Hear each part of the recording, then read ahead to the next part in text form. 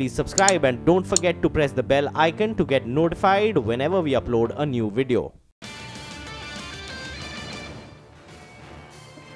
Well, the Insurance Regulatory and Development Authority has specified guidelines for longer tenure motor third-party policy. Yash Jain joins us early this morning in the studio with all those details. Hey Yash, good morning. Run us through these details that are just out.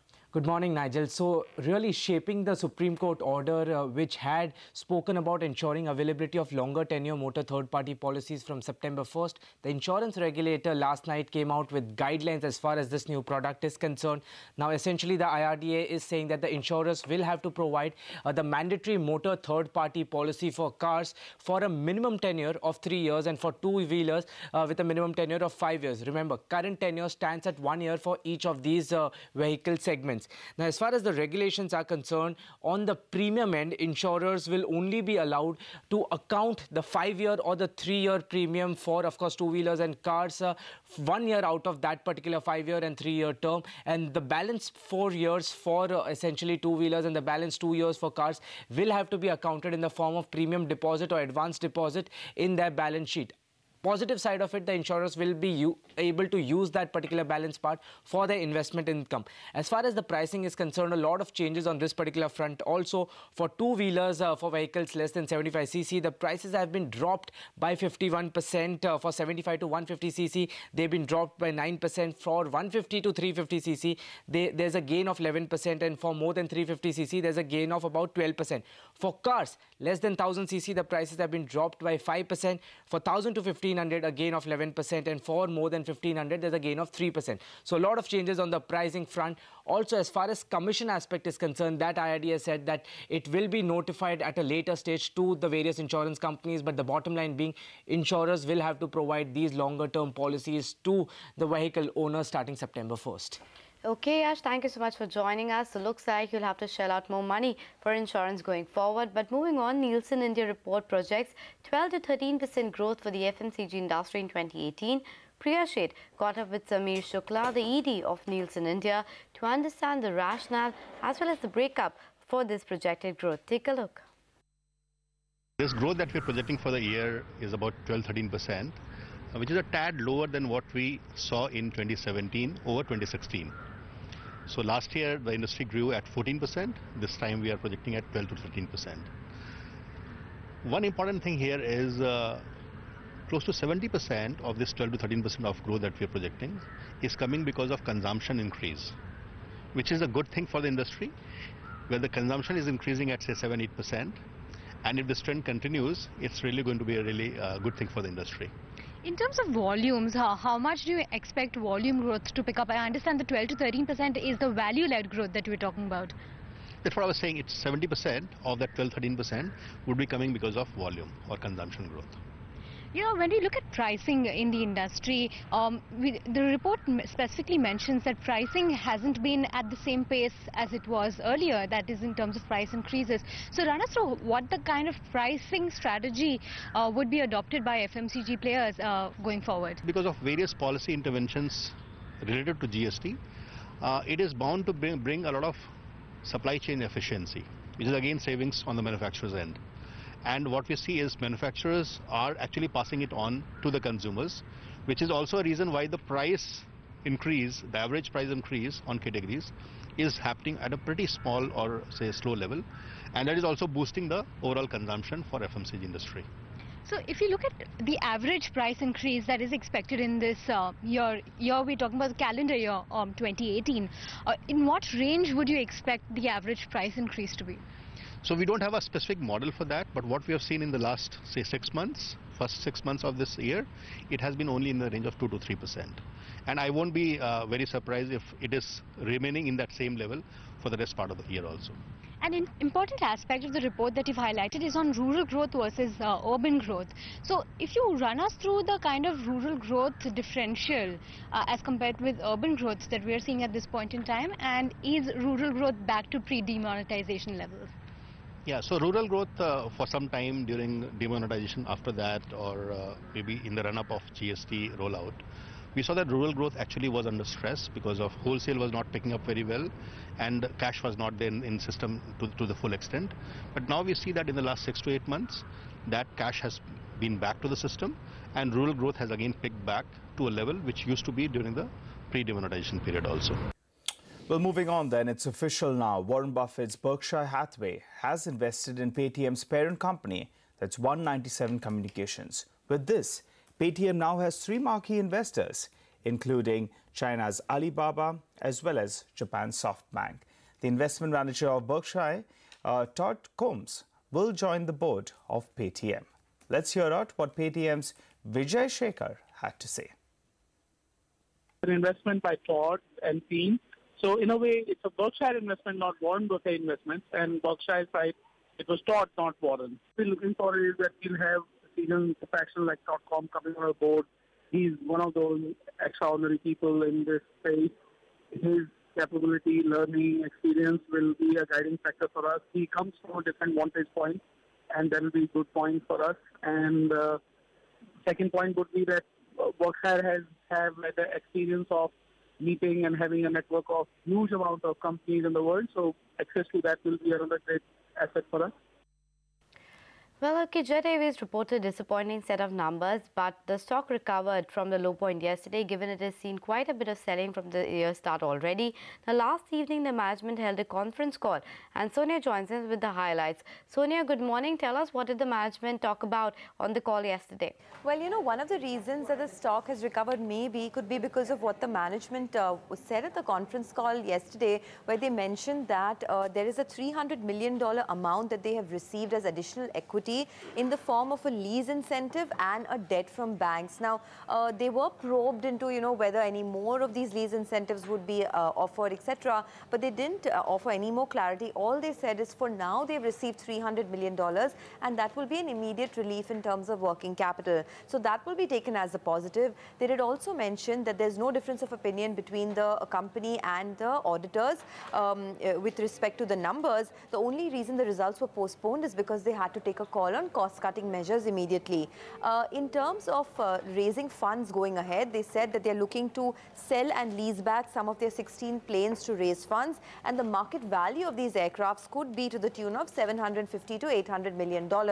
They also mentioned that the net debt for the company has gone down by 718 crores quarter on quarter, now stands at 7,334 crores. So that is a positive as well. They further plan to reduce debt by 2,200 crores over the next 2 years. However, they did mention that the environment for the aviation sector continues to be quite challenging. So let's listen in to what the management had to say.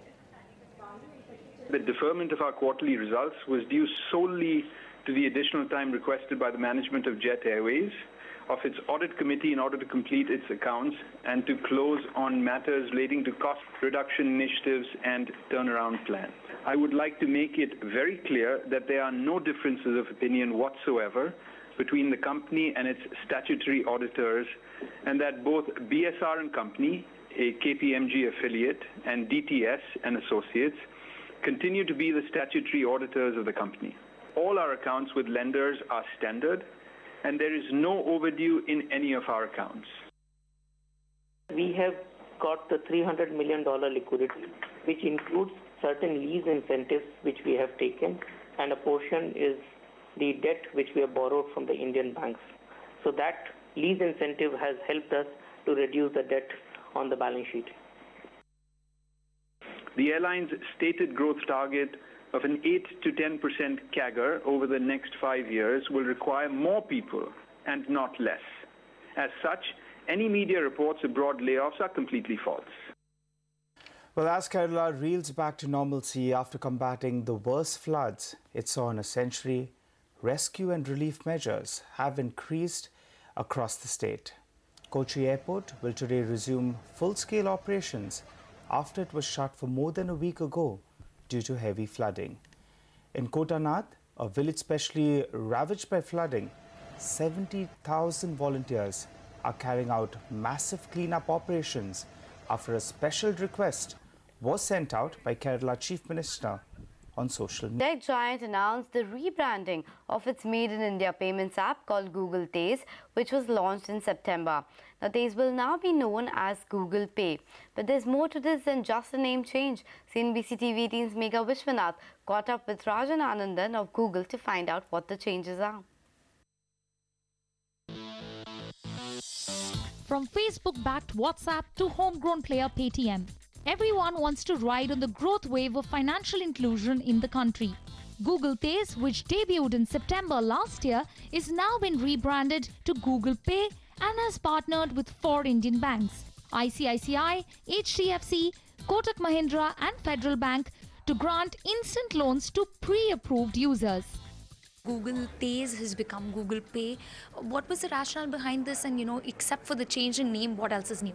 No, so I think this is a very, very important change that we're making here, right? Because in many ways what we're saying is Pays, which was built for India, is now going global, and all the learnings that we've had from India can be exported to the world, right? And we want to also make sure that certain set of features that are in Google Pay get integrated into Pays, right? So I think it's a very, very positive development. Google Pays has been up and running for less than a year, but within that time frame from September to now, August 2018, the numbers that were shared were 55 million downloads, 22 million active monthly users. But unlike other payment platforms, Google's been very shy or a little conservative when it comes to the marketing or spreading word around Google Pays. Would we see a change in that strategy? We've had 750 million transactions, and the gross transaction value now is $30 billion run rate. So these are actually pretty large numbers, right? So, Google's philosophy has always been build awesome products that consumers love, that they'll spread the word about. And, you can see what's happened in less than